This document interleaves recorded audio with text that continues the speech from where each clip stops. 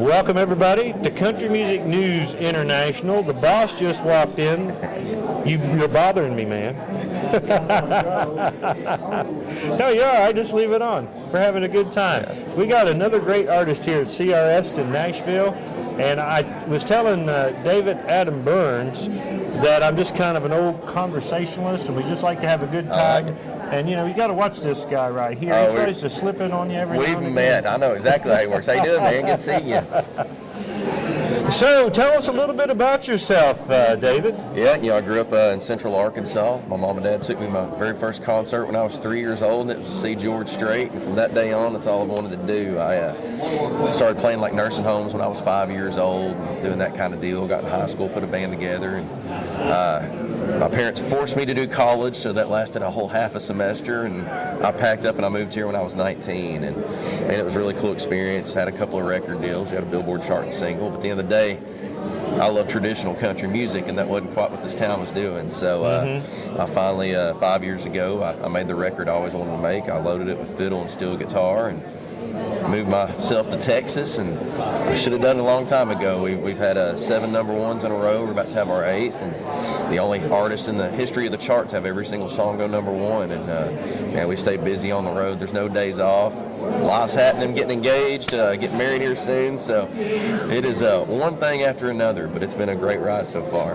Sounds like a great life story for a country song. I'm telling you, 4 or 5 years, huh? They can definitely make a biography or some kind of movie about this at some point if they wanted to.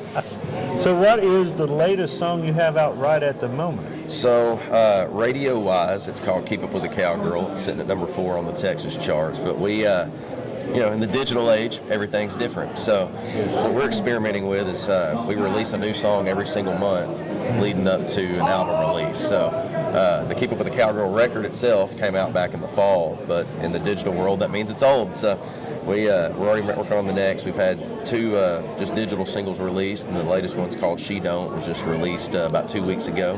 We shot a music video for it that'll be coming out in the next couple of weeks, and I got to feature my fiance in it, and we shot it out at the property where we're going to get married at, and so I thought it was kind of cool to finally bring her into the actual artist career side of this thing, let her be a part of it. A dream come true. It is. You know, if you think about all the artists that are out there that's trying to get in the door now, here you are, CRS. Yep.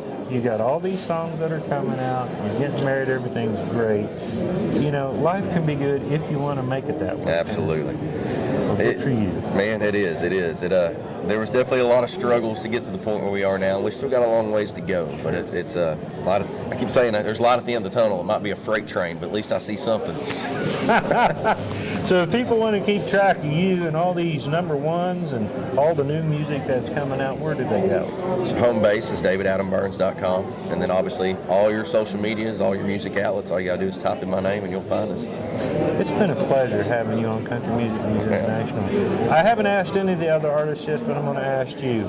Can you think of maybe a good little story that, a road story of some sort, something a little funny that you could tell everybody? I know you can't tell everything on the road, but I don't. Some of them are better left alone, but oh man. I'm sure as soon as we hang up, I'll think of the perfect story. Well, I hit you up kind of cold on this one. I'll tell you one. This isn't necessarily from the road, but you'll get a good kick. You know, people don't believe when I tell them in my house that if it was not country, it did not get played. I mean, we weren't allowed to listen to anything else. And so when I was 19, like I said, I signed my very first publishing and record deal.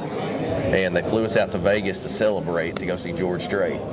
Well, the next night, Velvet Revolver was playing, which is the rock band that was Slash and Scott Weiland, the guys from big bands put it together.